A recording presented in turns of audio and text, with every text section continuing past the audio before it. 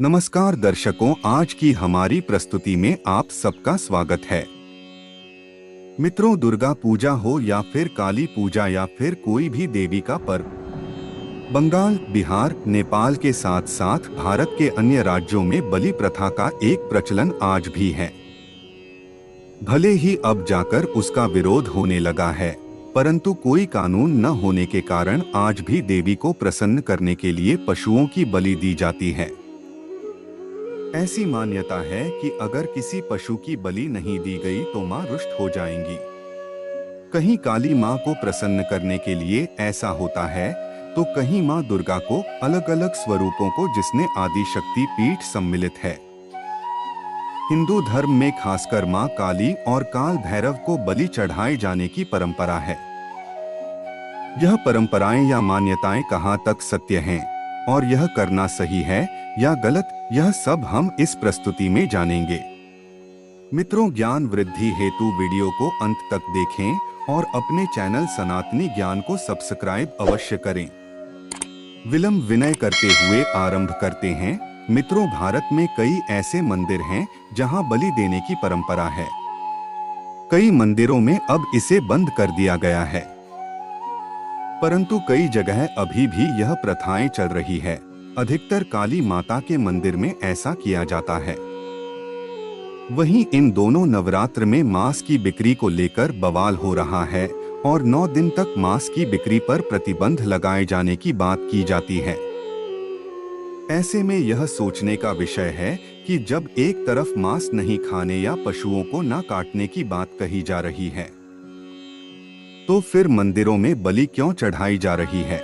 हजारों वर्षों के चली आ रही परंपराओं के कारण हिंदू धर्म में कई ऐसे अंतर विरोधी और विरोधाभासी विचारधाराओं का समावेश हो चला है, जो स्थानीय संस्कृति और परंपराओं की देन है।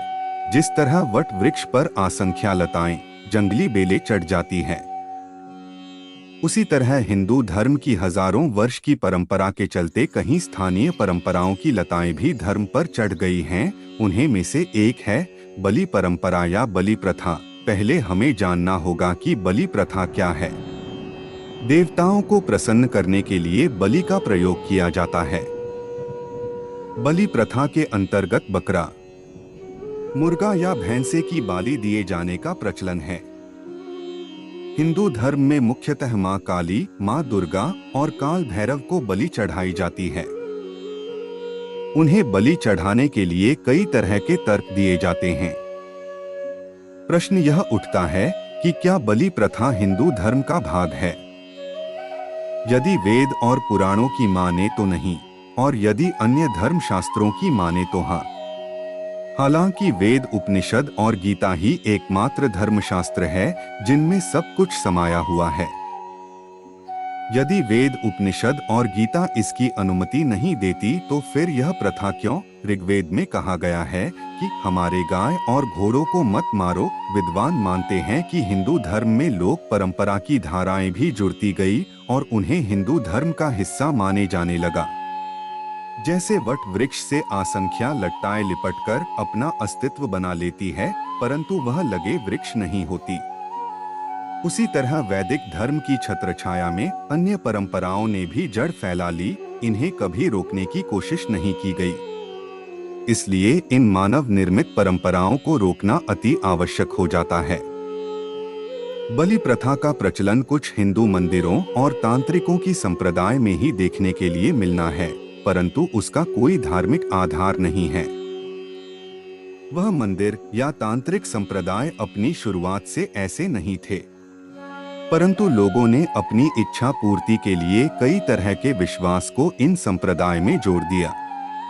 बहुत से समाजों में लड़के के जन्म होने में या उसकी मांग उतारने में बलि दी जाती है, तो कुछ समाजों में विवाह आदि समारोह में बलि दी जाती है, जो कि अनुचित मानी गई है।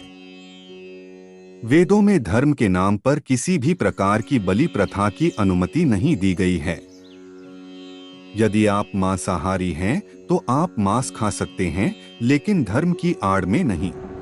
मित्रों, वेदों में बताया गया है कि उन जैसे बालों वाले जैसे बकरी, ऊंट आदि चौपाइयों और पक्षियों आदि 2 पैरों वालों को मत मारो। पशु बलि की यह प्रथा कब और कैसे प्रारंभ हुई यह कहना कठिन है।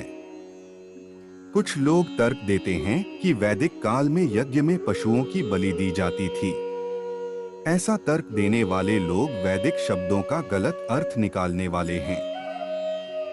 वेदों में 5 प्रकार के यज्ञ जैसे ब्रह्मयज्ञ, देवयज्ञ, पितृयज्ञ, वैश्वदेव यज्ञ और अतिथि यज्ञ का वर्णन मिलता है। और वेदों में यह भी कहा गया है कि है देवो हम हिंसा नहीं करते हैं और मैं ही ऐसा अनुष्ठान करते हैं, हम सदा वेद मंत्र के आदेश अनुसार आचरण करते हैं।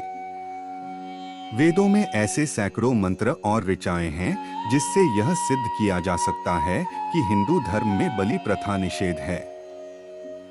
और यह प्रथा हिंदू धर्म का हिस्सा नहीं है जो बलि प्रथा का समर्थन करता है। वह धर्म विरुद्ध, असुर और दानवीय आचरण वाला है।